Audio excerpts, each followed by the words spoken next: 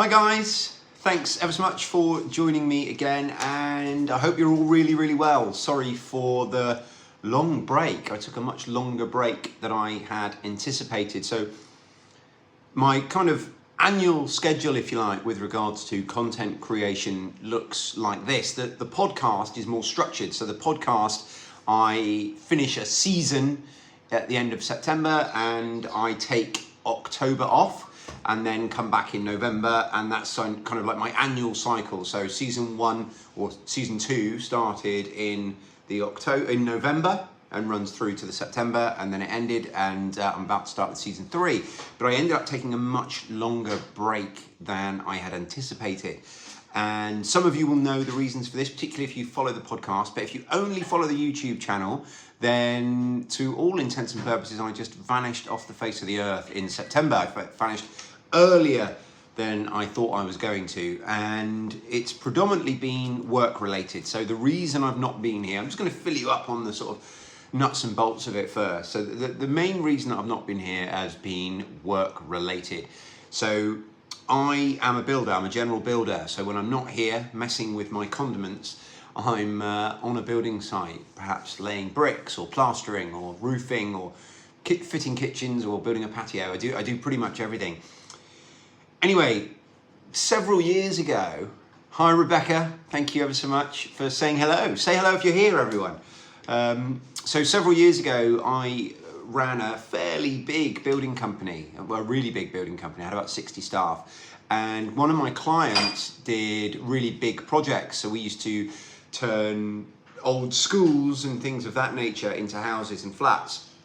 Anyway, that business went into administration a few years ago for lots of reasons. That's not the topic of today's show, maybe one day. But basically, this client contacted me sporadically over the last few years saying, I've got a job, would you like to give it a price? I've got a job, would you like to give it a price? And I've always said, no, I'm not ready, because it's just been me. And I've just been, laying the odd patio and what have you. Hi, Shannon. So yeah, it's just been me. So I've said, no, I'm not really in a position to take on a big project like that. So I've said no 2 or 3 times. Anyway, he approached me again earlier this year, and I thought, I can't just say no again, because if I do, I run the risk of him never contacting me again. So I said, sure, send me the drawings and I'll give you a price. Now, I literally just threw a price together and I thought, I'll highball it. I'll make sure I don't win the job. And that way, I'm keeping my hand in. He knows to still contact me in the future. And when I am ready, I can get back into the game. Anyway, he got back to me and said, right, when can you start? Basically, I'm obviously summarizing this. Anyway, it turns out my price wasn't high at all. The cost of materials and labor have just risen so much in the last few years, far more than I expected, that my price was about right. And well, I was the cheapest person to tender. So anyway, long story short is I won the job, and I found myself in a position where I had to immediately, or virtually immediately, start this huge job with no staff, no credit accounts, no backroom support staff, no accountant, none of those things, just me and my tools. So I have just been up to my neck in setting up a new limited company, setting up all of the finances and HMRC stuff, the taxes and VAT receipts and all of those things, putting an accountant in place. Paperwork side, I've also been having to register for different types of insurances and all those kinds of things, as well as manage this project and find staff. And that's probably been the hardest thing, actually, is finding enough good staff and managing everything. So I've been working ridiculous hours. None of this is a complaint. So I'm one of those people who's very fortunate in that every single problem that I have in my life is pretty much a problem I've worked very hard to create for myself. So when 2 or 3 years ago, you'll probably remember the problem I had was managing time around having a full-time job and also milking goats every day and harvesting crops and feeding pigs and collecting feed. And these were problems that I'd worked really hard to create for myself, and I was very happy to have those problems, and I'm in the same boat now.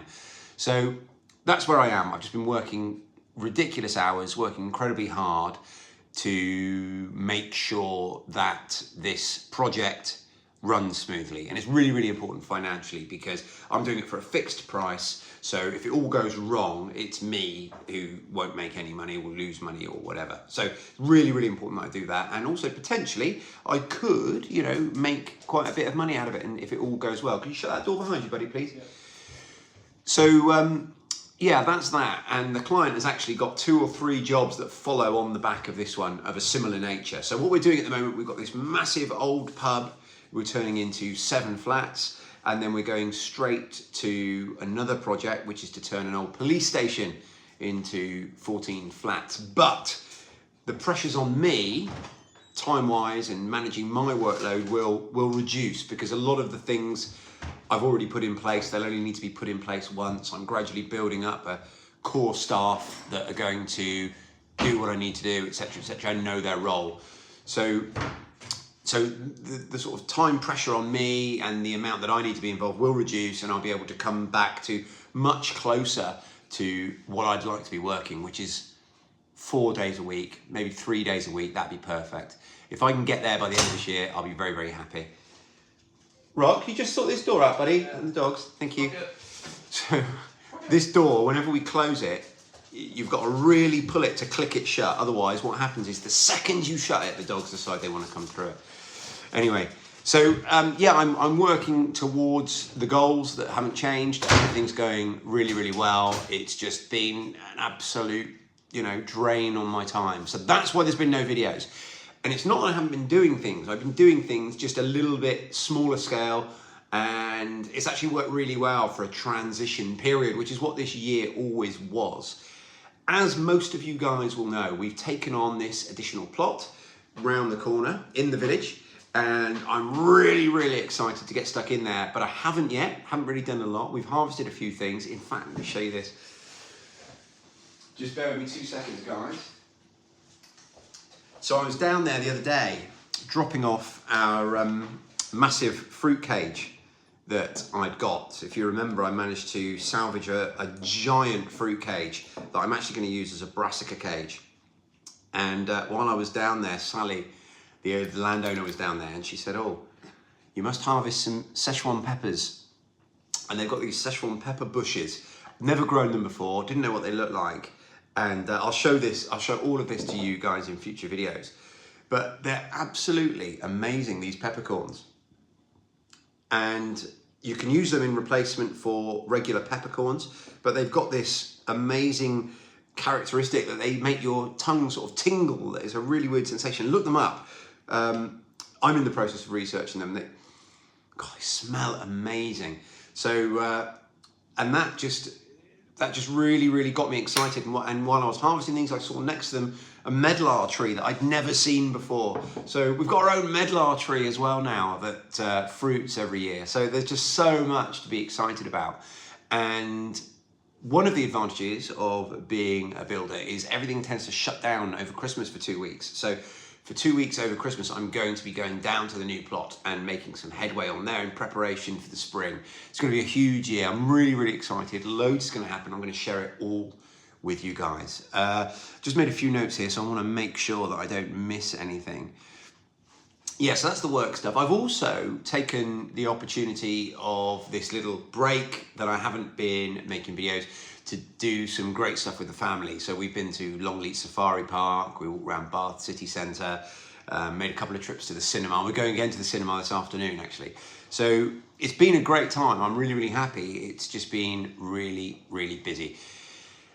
Then I planned to start releasing content again about 2 weeks ago, but I've also had a bit of an illness. So I developed some quite serious stomach pains, and again, I'll give you the very, very short version. I ended up being admitted into hospital for appendicitis, and I was scheduled to have an operation just 2 days ago.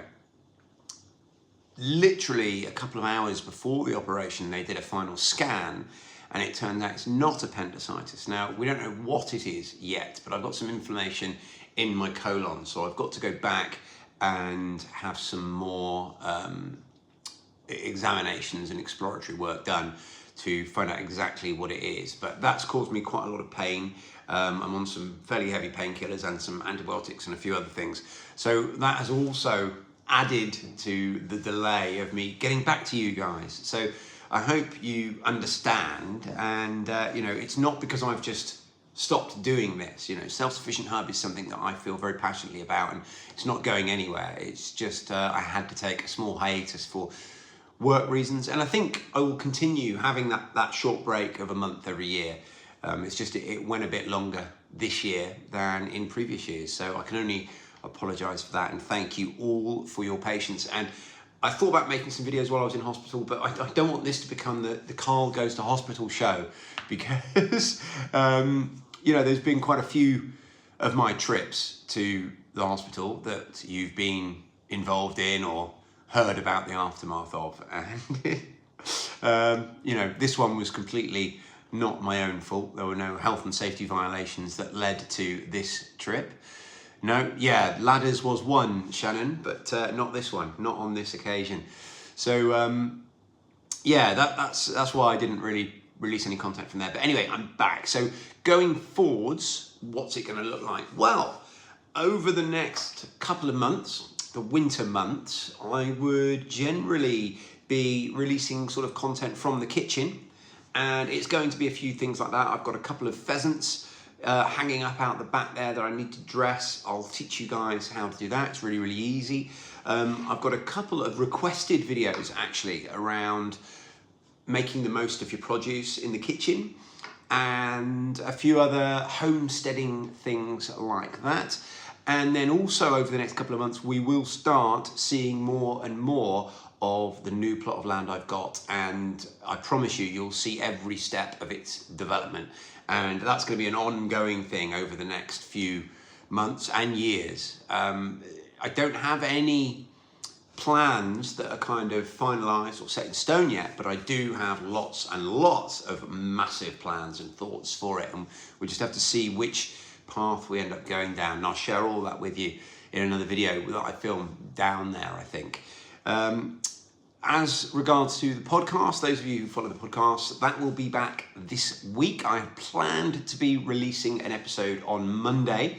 That's not going to happen now because I got discharged from hospital last thing on Friday night, and I spent all of yesterday in the bed, and I spent most of the week in the hospital. So that's not going to happen, but at some point this week, the podcast will return and it will be back to its regular schedule. The scheduling might change a little bit, but it's going to be no less content than you're used to. So that's where we are. Thank you ever so much for joining me. If anyone has any questions, I can quickly field them before we go, but otherwise that's going to wrap me up. I just wanted to get everyone caught up because I was aware that I'd kind of vanished off the face of the earth, and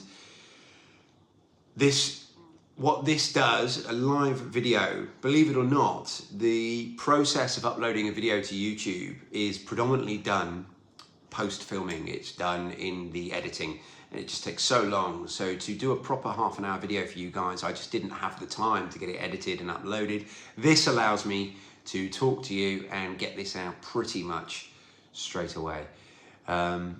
Bless you, Rebecca. Rebecca says, thank you, glad you're okay. Yeah, I'm all good, I'm all good.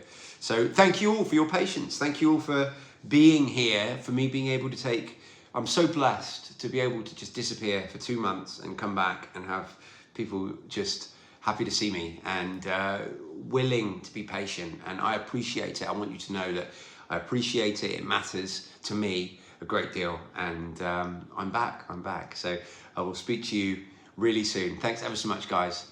And I'll, like I say, speak to you on the next one. Cheers.